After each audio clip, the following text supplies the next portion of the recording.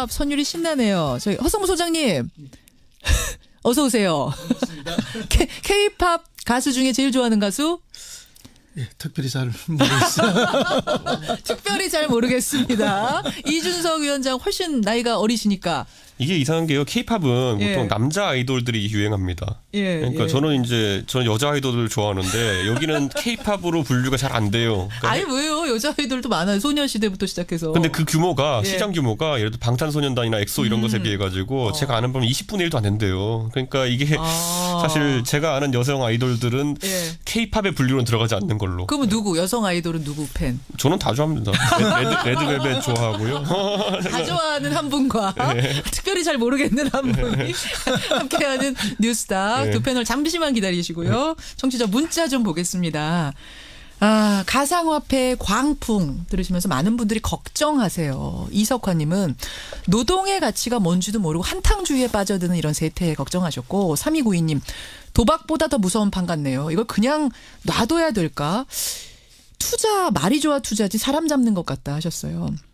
반면에 5464님은 이거 뜬구름 잡는 가상화폐 아닙니다. 블록체인 기술이 들어간 암호화 화폐라는 용어가 맞고요. 건전하게 발전시키면 좋은 취지인 건데 좋은 신기술임에도 불구하고 지금 투기처럼 흘러가고 있는 판을 걱정하신 분도 계시고요. 최철규님 과거 네덜란드 튤립 돌풍, 튤립 거품 때와 비슷한 느낌이 든다. 역시 걱정. 장정환님은 정부 개입 반대하셨어요. 들어보니 도박 같은데 정부가 왜 개입을 해야 하나요? 나중에 이분 표현 그대로 쓰자면 홀딱 다 날리고 정부의 책임 돌리고 피해 보상해달라 이런 말 나오면 큰일 난다. 그러니까 규제를 놓고도 찬반이 좀 엇갈리는 전문가들 사이에서도 찬반이 엇갈리고 정부도 그걸 놓고 지금 딜레마입니다. 딜레마에 빠진 상태입니다. TF가 이제 구성이 됐습니다. 좀 지켜보기로 하고요. 이 금감원 피해자 인터뷰 듣고도 많은 분들이 같이 한숨 쉬셨어요. 9965님. 그동안 어마어마한 노력을 기울이셨을 텐데 너무 안타깝고 오늘 그 소송 건다는 것 승소하시기 바란다. 이런 응원 문자들 고맙습니다. 자, 화요일의 코너 뉴스닥 들어가죠. 다시 한번 인사드립니다. 세미래정책연구소 허성무 소장님 어서 오십시오. 예, 반갑습니다. 바른정당 노원병 당협위원장 이준석 위원장님 어서 오세요. 네, 안녕하세요. 반갑습니다. 어제 예산안 통과됐잖아요. 네. 아동수당, 기초연금, 군인 월급 인상 두 분은 어디 해당되는 부분이 있습니까? 이번에 예비군 수당이 좀 많이 올랐으면 제가 좀 적용받을 것도 있는데 예비군 수당 문제는 크게 주제가 안 된 것 같아가지고 없어요. 네. 해당 사항. 저도 아무 해당 사항이 없습니다. 없지만 지금 청취자들의 관심 또 네티즌들의 관심 보면 좀 실검 보면은요 아동수당이 1위. 외에도 여러 가지 지금 최저임금, 군인 월급 이런 것들이 골고루 밤새도록 올랐을 정도로 관심이 높습니다. 어제 예산안 협상 과정은 어떻게 보셨어요, 소장님? 어쨌든 지키지 못했죠. 12월 2일까지 해야 되는데 예. 그 법정 시한을 못 지켰다는 면에 있어서는 모든 정치인이 다 비난을 받아야 마땅하고요. 다만 이제 그 협상 과정을 보면은 결국 이제 국민의당이 상한가가 됐죠. 그러니까요. 그런데 국민의당은 상한가가 됐는데 그 당의 대표는 하한가인 것 같아서 좀 씁쓸한 느낌이었는데. 아까 행간에서 지적했어요. 예. 그런 느낌이었는데 어쨌든 결국은 이제 그 국민의당이 챙길 걸 싹 다 챙겼어요. 호남 그 무한공항을 경유하는 KTX라든지 그다음에 여러 가지 명분들을 다 챙겨갔는데 자유한국당은 거의 패싱 수준이잖아요. 한국당 패싱이라는 얘기가 나오더라고요. 그럴 수밖에 없습니다. 하나도 못 챙겨가. 원래 이 전략이 그런 전략이 될 수밖에 없는 게요. 이 민주당 쪽에서는 여러 명이 같이 이렇게 협상을 하게 되면은 그 두 요구를 다 받아줄 수가 없거든요. 없으니까. 협상 자체가 안 돼요. 그러니까 협상은 양자 협상을 해야 돼요. 결국은 그렇게 되면 국민의당이 땡기기가 수월하고. 캐스팅보트 주었습니다. 그럴 수밖에 없습니다. 그렇게 되면은 한국당은 초조해지고 밀려날 수 다급해지는 거죠. 그러니까 어제 발표문을 발표하는 과정을 보면은 정우택 원내대표의 얼굴이 굉장히 이그러져 있죠. 맞아요. 그리고 나머지 다른 사람들은 아주 밝고 그러니까요. 이제 그걸 상징적으로 보여주는 장면이라 생각합니다. 이게 자유한국당이 제 꾀에 제가 넘어간 게 뭐냐면은 네. 제가 예전에 이제 의원 빼가기 할 때 자유한국당에서 바른정당 그때 지적했던 게 뭐냐면 교섭단체가 4개면은요 2대2 구도가 나올 수 있어요. 교섭단체 협상할 때. 근데 지금 보면 어쨌든 자유한국당 입장에서는 홀로 된 거 아니겠습니까? 그렇죠. 의석수는 둘이 합쳐서 똑같은데 교섭단체 수가 2에서 하나로 줄었어요. 예, 예. 고깃집에 4명 앉아 있는 거랑 3명 앉아 있는 느낌이 다르거든요. 맞아요. 그렇기 때문에 이 상황 속에서 앞으로 이런 국면도 이루어질 것이고 이번엔 예산안이다 보니까 과반을 넘기면 된다는 그런 수치적 그 압박이 있었던 거지만은 예, 예. 법안 처리는 180석 아니겠습니까? 그렇죠. 그때는 또 한국당이 존재감 발휘할 수 있겠지만은 그 앞으로 있는 여러 정치 일정 중에서 지금과 같이 자유한국당이 고립주의를 택했을 때 꼭 180석 그 문제라고 해가지고도 쉽게 이제 뭔가를 얻어낼 수 있을까라는 거는 좀 생각하기 어렵습니다. 왜냐하면 지금 보면 알겠지만은 의원들 중에서 지금 검찰 수사 받는 사람이 좀 있어요. 있죠. 근데 이분들 중에서 예를 들어 뭐 어떻게 수사받다가 잘못돼가지고 실제 국회 출석을 못하게 되는 경우, 뭐 구속수사를 한다든지 이런 경우. 당장 오늘 최경환 의원이 검찰 출두하잖아요. 네, 그럴 경우에 실제로 한 110석 미만 정도로까지 이제 간다고 하면은 예. 이건 뭐 국회에 사라지는 거나 마찬가지입니다. 왜냐하면 120을 지켜야지만이 180석 저지선을 지킬 수 있는 거거든요. 예. 그런데 뭐 이제 어떻게 될지 한번 지켜봐야 될 것 같습니다. 그래요. 자유한국당 오늘 저 의원총회에 가서 정우택 원내대표가 어제 합의에 대해 설명을 한다는데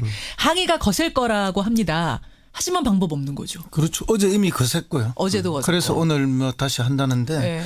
뭐 더 거세지 않겠습니까? 그러나 방법은 없습니다. 없는 이미 상황. 표결에 들어가면은 뭐 변수가 안 된다 이렇게 봅니다. 오늘 상한가 하한가 다 정해진 거 아니에요? 이렇게 되면 상한가 국민의당 하한가 자유한국당 같은 느낌인데 보겠습니다. 상한가 허성무 소장님 누구 골라오셨어요? 예, 저는 청와대 국민청원 코너를 상한가로 골랐습니다. 청와대 청원 코너 이준석 위원장 저는 김명수 대법원장을 뽑았습니다. 상한가로 네. 우선 청와대 청원 코너 정확히는 청와대 홈페이지 내에 국민청원 게시판 이걸 상한가로 그렇죠. 왜입니까?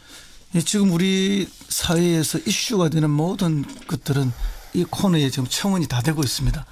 그리고 잘 아시다시피 낙태죄 폐지 청원이 있었고요.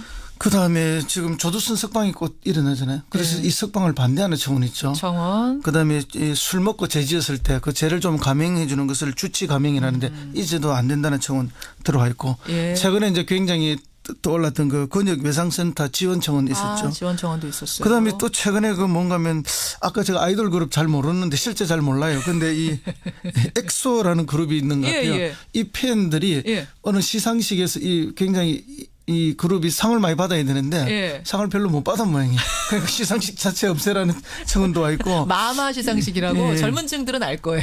이거 근데 심지어 한국에 사지도 않아요 이거. 그 시상식 없애라 이런 청원이 올라왔을 정도로. 이거 한국이 아니라 청와대. 한국. 홍콩에서 하고 이런 행사인데 이걸 없애달라는 거죠. 그리고 이제 또 유명한 그 우리 탤런트였던 박수진 씨 결혼해서 아기 낳았는데. 배용준 씨 부인. 예. 그 또 이제 뭐 특별한 혜택이 있은 거 아닌가 해가지고. 병원 특혜 받았는지 조사해 주세요. 청원. 있고. 그러니까 이게 이제 모든 관심 사항이나 주요 이슈들에 대해서 청원이 다 올라오니까 그만큼 이제 국민들이 자기 의견을 내놓을 수 있는 그런 이제 공간 장이 마련됐다는 점에서는 굉장히 바람직하다 봅니다.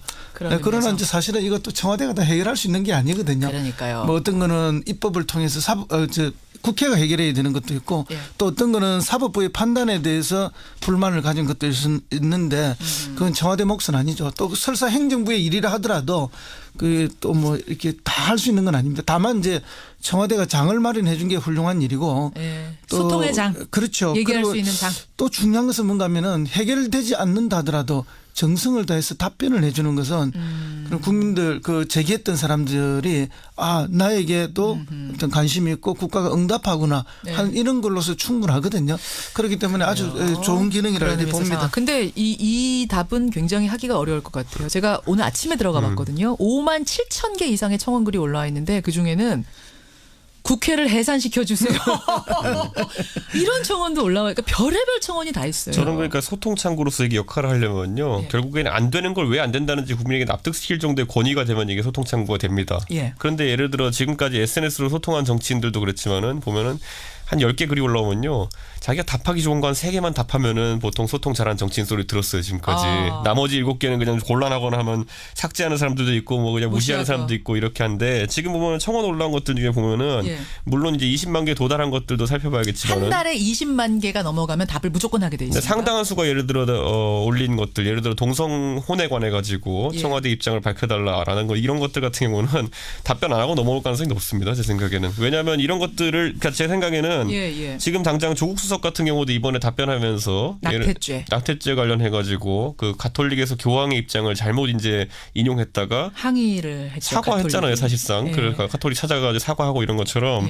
이게 상당히 곤란한 지점들이 많기 때문에 그때 왜 교황 말을 인용했겠습니까? 본인들의 논리로 풀 수 없으니까 교황 말을 인용해가지고 어쨌든 대답해 보려고 한 거거든요. 그런데 잘못 인용해가지고 교황께 아주 이제 뭐 좀 불경스러운 이런 이 지점 허성무 소장님 어떻게 생각하세요? 그러니까 이게 답변을 하긴 해야 되는데 뭐 신이 아닌 이상. 예를 들어 조두순 답변하기 쉽지 않은 조두순 출소 지금 아까 조두순 법 개정이라는 얘기로 나왔지만은 사실 하신 분들의 심리는 뭐냐면은 조두순이 나오지 못하게 해달라는 거예요. 그렇죠. 근데 그게 사실 청원도 있었거든요. 근데 그걸 어떻게 대응할 것이냐. 이쪽으로 답하면은 곤란한 지점이 있고 저쪽으로 답하면 또 다 곤란한 지점이 있고. 그거는 이제 지나치게 그렇게 이제 갈등이 있는 사안에 대해서 그렇게 판단하는 건데 아무리 갈등이 있는 사안이라도 예를 들어서 조두순 그 석방을 막아달라는 청원 같은 경우에 우리나라 법 체계에서 불가능한 것이거든요. 한번 처벌받은 것을 다시 이중 처벌할 수가 없습니다. 그렇죠. 그런 것에 대해서 충분한 설명을 해드리고 또 미래에 이것을 방지하기 위해서 이제 새로운 법을 개정한다. 그러니까 결국 그게 주치 감형의 문제였거든요. 그러면 오히려 지금 그 우리 사회의 음주에 대해서 너무 관대한 부분을 이제는 끊어내는 새로운 문화 정착도 필요하고 이런 방향에 대한 제시를 하면 됩니다. 오히려 주치 감형이 아니라 주치 가형을 할 수도 있는 것이거든요. 이제 그렇게 하는 그 답변들을 할 수 있고 또 답변이 뭐 이 갈등이 서로 아주 심한 거에는 정답을 낼 수가 없잖아요. 없죠. 그래서 이런 경우 저런 경우에 대한 충분한 정성을 다하는 답변을 내면 되는 것이지 그게 꼭 어떤 문제 제기한 사람에게 완벽한 해결을 내는 그것은 아니다. 정답을 내릴 수는 없을 거다. 그러니까 이제 백악관 같은 경우에도 위드피플 같은 경우에 5년간 227건을 답변했다거든요. 그런데 얼마나 많이 들어왔겠어요. 그렇죠. 결국 답변이 다 나갈 수 없는 것이고 지금 초기 2달 동안에 뭐 2만 3천 건이 들어왔다 해요. 청와대는. 그리고 하루에 한 330건 정도가 되는데 결국 그 답변을 어떻게 다 하겠습니까? 그런 이제 유형별로 묶어서 할 수밖에 없는 것이고 같은 거에 많이 들어오는 것도 있는 것이거든요. 그런데 정성을 다하는 모습 거기서 국민들은 위로와 위안을 받는 것이지 위로를 받는다. 모든 문제에 대해서 다 해결할 수 있다 이는 없는 거예요. 100% 해결책은 못 낸다는 거죠. 청원뿐만 아니라 민원도 어마어마하게 들어오거든요. 매일 뭐 700~800건이 들어온다 그래요. 그런데 그걸 다 그리고 그 민원들이 다 뭐 위법해서 민원이 생기는 게 아니거든요. 그렇죠. 그렇기 때문에 정성을 다하는 모습이 제일 중요하다. 알겠습니다. 그러니까 어떤 국민들에게 얘기할 수 있는 장을 만들어놨다는 점에서 그 점에서 일단 상한가를 주신다는 말씀이에요. 다 100% 정답은 못 찾더라도. 자, 이준석 위원장의 상한가 넘어가겠습니다. 김명수 대법관을 상한가에 무슨 이유입니까? 대법원장이죠. 김명수 대법원장. 대법원장이죠. 네, 대법원장인데 사실 김명수 대법원장이 이번에 그 구속 적부심 통해 가지고 이제 김관진 장관이나 임관빈 정책실장 이런 분들 석방되고 또 그리고 또 전병헌 수석도 불구속 수사하게 되니까 여론이 이제 좀 좋지가 않은 부분이 있어요. 그런데 여기에 대해서 여론에서 이제 뭐 강하게 판사 개인의 어쨌든 실명을 적시하면서 한 사람의 이력을 파헤치고 이렇게 해가면서 비판하는 모습, 비난하는 모습 보이니까 이제 김명수 대법원장이 어쨌든 사법부의 수장으로서 여기에 제동을 걸었거든요. 저는 이게 적절하다 보는 게 사실 재판 결과 하나하나를 놓고 이제 여론이 휩쓸리기 시작하고 뭐 누구를 보직해임하라 그러고 이렇게 시작하면은 사법부에서 아무도 양심적인 판단을 내리지 못합니다. 또는 자기 소신에 근거한 판단, 그 판단이 옳든 그르든 간에 그렇기 때문에 저는 사법부가 어쨌든 독립성을 유지하는 게 중요하다는 측면에서 김명수 대법원장이 처음에는 이제 코드 인사라고 비판을 좀 받았지만은 지금 와서 봤을 때는 상당히 적절한 조치를 하고 있다라는 생각하게 됩니다. 그러니까 여러분 신광열 판사가 구속적부심 통해서 김관진 전 국방장관하고 임관빈 전 국방부 정책실장을 풀어줬잖아요. 석방시켰잖아요. 이것을 두고서 여론이 아주 뭐 거센 비판이 일자 여기에 대해서 김명수 대법원장이 재판 결과를 과도하게 비난하는 일은 일어나선 안 된다. 저는 여기서 저는 이거 얘기하면서 송영길 의원 같은 경우에는 뭐 그 신광열 판사가 우병우 수석이랑 무슨 뭐 동향이고 사법연수 동기이기 때문에 이런 일을 했다라고 하는데 사실 이건 아주 비열하고 말도 안 되는 공격이고요. 왜 그렇게 보세요? 아니 생각해 보세요. 김관진, 임관빈 건인데 이건 MB 정부의 일을 파겠다는 거 아닙니까? 예. 그런데 여기에 대해 지금 그 박근혜 정부 시절에 그 민정수석인 우병우 수석과의 친소관계 때문에 이렇다고 하는 거는 전혀 앞뒤가 맞지 않습니다. 이거는. 소장님. 그럼에도 불구하고 이제 이명박 정부하고 박근혜 정부는 연결돼 있잖아요. 실질적으로 이제 댓글 공작이라는 것 자체가 그 정부를 그렇게 탄생시키기 위한 정치 개입과 선거 개입이거든요. 예. 있을 수 없는 민주주의 기본 질서 파괴 행위죠. 그게 양 정부의 사이의 연결고리이기도 합니다. 그 연결고리 속에서 일어났던 일이기 때문에 충분히 그런 의심이나 합리적 비판이 가능하다고 보고요. 그걸 이제 비열하다라고 이야기하는데 그런 현상이 실제로 있는 존재하고 있는 그런 인적 네트워크와 관계이기 때문에 그 부분에 대해서 이야기한 건데 판단이야 국민이 하는 것이죠. 예를 들어 저는 이제 제가 좀 이야기하고 싶은 거는요. 지금 두 분 이건 약간 엇갈리고 있어요. 대법원장이 자기의 사법부를 방어하고 보호하기 위해서 충분히 그런 이야기 할 수 있다고 봅니다.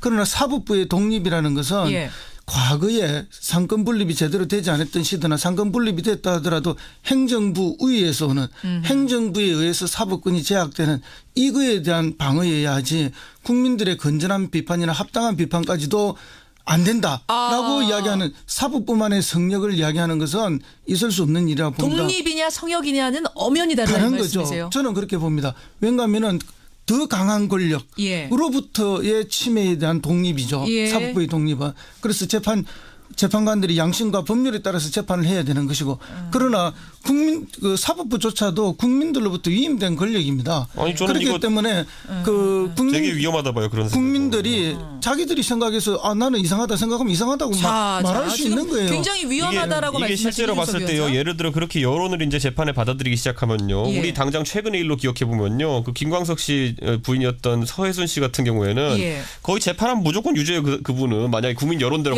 간다면. 그거하고는 전혀 다른 거죠. 그러니까 제가 봤을 때 여론이 만들어지는 거하고 여론 재판을 해라는 왜 이렇게 거는 완전히 다른데 그걸 지금 시점에서 실체적인 진실이 밝혀진 다음에 보면 그게 얼마나 뭐 굉장히 위험한 행동이었는지 알 수 있는 것처럼 여론이 어쨌든 이런 게 있어요. 그러니까 사건 기록이라든지 아니면 재판 과정에 있었던 일들은 여론은 잘 알지 못합니다. 그 상황 속에서 피상적으로 이제 언론을 통해 보도된 것들을 통해 가지고 가치 판단을 내리거든요. 이 재판 결과가 왜 이렇게 나왔는지를 모르는 상황에서 그에 반해서 이제 법관이라든지 아니면 검찰 같은 경우에는 상당히 본인들이 상당한 수사 기록이나 아니면 재판 기록을 가지고 이제 판단하는 것이기 때문에 우리가 그분들한테 이제 위임한 것이거든요. 지금 당장 신광렬 판사만 하더라도 제가 만약에 우병우 수석에 대해 가지고 이분이 어떤 판단을 했을 때 그분이 동양 관계고 이랬다 그러면은 저는 상당히 저도 그것도 불합리하다고 보고 예를 들어 판사 교체 등을 했었어야 된다 보는데 그게 아니라 전혀 연관관계가 없는 것으로 보이는 인물들에 대한 이 판단을 가지고 뭐라 하는 건 저는 상당히 위험하다. 자, 허 소장님 어떻게 보세요? 아니요. 국민의 여론을 갖다가 위험하다라고 말하는 것만큼 위험한 것은 없다고 봅니다. 국민 여론이야말로 가장 존중돼야 될 이야기죠. 물론 그것 때문에 재판이 마음껏 흔들리고 춤춰서는 안 된다는 데 동의합니다. 그런데 대법원장이 국민 여론마저도 막으려 하는 방식으로 이야기되는 거는 저는 그건 옳지 않다고 보고요. 물론 이제 대법원장은 수장이기 때문에 자기 조직을 보호하기 위해서 당연히 이런 이야기를 할 수는 있다고 봅니다. 그다음에 이제 제가 좀 하나 더 말씀드리고 싶은 것은 뭐 바로 제 한가로 들어가면요. 신광렬 부장판사가 그러면은 재판 기록을 보고 더 많은 증거를 가지고 이야기를 했다면 그럼 그 이전에 구속영장을 발부한 그 판사는 그럼 그런 증거가 없었습니까? 똑같은 증거를 가지고 이야기한 거예요. 불과 열흘 만에 왜 달라졌느냐? 그리고 실질 앞에 앉혀놓고 신문을 더 많이 했고 그런 면에서 보면 오히려 구속영장을 발부했던 판사가 더 증거주의와 더 많은 객관성을 가지고 했지 않았느냐. 그 부분에 대해서 판사가 설명을 해야 될 의무가 있고 국민은 물어볼 권리가 있다. 그래서 이제 구속 적부심은 지금까지 어떻게 운영됐나 하면은 이제 사정의 변경이에요. 처음에 구속할 때 어떤 구속할 사안이 있었는데 이후에 그 사정이 변경됐을 때 더 이상 구속할 필요가 없다는 것을 판단해서 내보내주기 위한 적부하냐 적당하냐를 보는 건데 지금 이 경우에는 사정의 변경은 전혀 없었거든요. 사정의 변경은 없었는데 결국은 이제 뭐 유죄 여부 사정 변경 없이 어떻게 석방이 됐는가 가능하냐. 그러니까 지금까지는 그런 경우가 없었다는 거잖아요. 이례적이라는 그래서 것. 이제 많은 변호사들이나 알겠습니다. 법조 주변에서 이례적 판결이다, 결정이다. 알겠습니다. 이례적이 아니라면 이제 이거는 그 문제 삼을 일이 아닌데 이거 제가 따라야 되는데. 봤을 때 이 구속적부심이라는 거는 이제 영장 전담 판사와 다르게 합의부로 진행되는 것이기 때문에 예. 이거는 아까 말한 것처럼 개개인의 어떤 판단도 중요하지만은 상당히 뭐 다수의 법관이 이렇게 동의한다는 것에 우선 첫 번째가 있고요. 두 번째로는 예. 전 신광열 편타에 대해 가지고 편향성 시비가 과거에 있었어요. 근데 그 편향성 시비가 뭐냐면은 제가 찾아봤더니 어이없게도 강정구 교수, 동국대 강정구 교수를 석방시킨 분이 이분이에요. 아, 북한에 갔었던 그 강정구 교수. 그때 국가보안법 위반으로 그때 된 예, 분을 예, 예. 이분을 그때 만경대요. 석방시킨 분이 그 보석시켜 석방시킨 분이 이분이에요. 그러니까 아. 이분에 대해서 정치적 편향성 논란이 있다는 것 자체가 저는 상당히 좀 의아스럽고, 그러니까 이게 항상 벌어진 일이거든요. 우리 강부영 영장전담 판사, 우리가 왜 이분 예, 이름을 예. 알고 있습니까? 매번 하나 이분이 뭐 결정할 때마다 예. 여론이 들끓거든요. 예, 예. 자기가 구속시켰으면 하는 사람을 구속시키면은 또 칭찬하고, 정이고 풀어주면은 갑자기 적폐냐? 나쁜 지금 사람 그 되고. 말씀이신 거죠? 지금 여러분들이 기억 못하고 있는 분들도 있겠지만은. 자, 여기에 대해서 예. 그러면 허수영님 답변 듣겠습니다. 물론 이제 법관이 법과 양심에 따라서 판단한다로 되어 있지 않습니까? 네. 그래서 그 법관의 결정을 우리가 대개 국민들이 존중하고 있습니다. 그럼에도 불구하고 과연 법관들이 법과 양심에 따라서만 판단했을까 하는 의문이 간혹 하나씩 나오는 거예요. 그러니까 대체적으로는 존중해야 되는 건 그렇죠. 맞다. 다 법치주의 존중하고 근간 흔들면 안 된다는 건 맞지만. 존중하고 있죠. 우리가 다 존중하고 있는데 예. 그럼에도 불구하고 뭔가 이상하다 하는 판단들이 나오는 경우가 있지 예, 않습니까? 예. 이제 이 경우에는 그런 판단에 속한다. 왜냐하면은 그럼 두 명의 법관이 하나의 사안을 놓고 알겠습니다. 판단했는데 왜 그러면 달라지냐? 누구는 그럼 법과 양심을 지켰고 예, 누구는 예. 법과 양심을 지키지 않았느냐? 물론 판단이 다를 수가 근데 이제 있죠. 이준석 위원장님의 얘기는 그런 지적이 너무 잦다는 거예요, 요새. 허 소장님처럼 이례적인 그 경우에만 해당되는 게 아니라. 아니 예를 들어 강부영 그러니까 판사 아까 얘기했지만 그래서 내가 말씀드리고 싶은 건 뭔가 하면 예, 이 건을 또 다른 건에 이야기로 물타기 하면 안 된다는 거죠. 아. 그러니까 강부영 이 판사 건만 제가 얘기하는 게 제대로 말하는 뭐냐면 거죠. 예. 이분 처음에 정유라 풀어줬다고 정유라 구속 안 시켰다고 엄청나게 이제 적폐 판사로 찍혔던 분이거든요. 나중에 이분이 박근혜 대통령 구속시켰어요. 맞아요. 그러니까 이게 이거 왔다 갔다 하는데 이걸 가지고 성향이 있다고 판단하는 것 자체가 좀 오해라는 겁니다. 저는. 이 두 분의 의견 여러분 이해가 되시죠? 그러니까 이례적이고 잘못된 것에 대해서 국민이 따끔하게 지적해야 한다. 아무리 법원이어도 성역 아니다라는 게 허준석이 아니라 허성무 소장님 의견이시고 이준석 위원장님의 의견은 그런 게 너무 잦다 요새. 이렇게 하면 적폐, 이렇게 하면 정의 너무 흔드는 것 아니냐. 여러분들 의견 보내주시고요. 시간이요. 이준석 위원장 예. 하한가를 말만 하세요. 그냥. 정부 안보 라인입니다. 이번에 ICBM 발사한 다음에 예, 중국 예. 하는 말 다르고 미국 하는 말 다르고 우리 예. 하는 말 다릅니다 지금. 아, 그래요. 여러분 무슨 말씀이신지 아시겠죠? 오늘 두 분이 지금 법원의 구속적부심 석방 문제를 놓고 뜨겁게 붙었습니다. 청취자 한 분께서 바로 이 두 분의 팽팽한 토론이 뉴스쇼를 듣는 이유다. 뉴스닥을 듣는 이유다. 이런 평가를 해주셨어요. 건전한 토론 필요합니다. 소통 필요합니다. 두 분 고생하셨고요. 나가실 때는 어느 때처럼 여느 때처럼 손잡고 나가시고. 뉴스닥 허성무 소장 이준석 위원장이었습니다. 고맙습니다.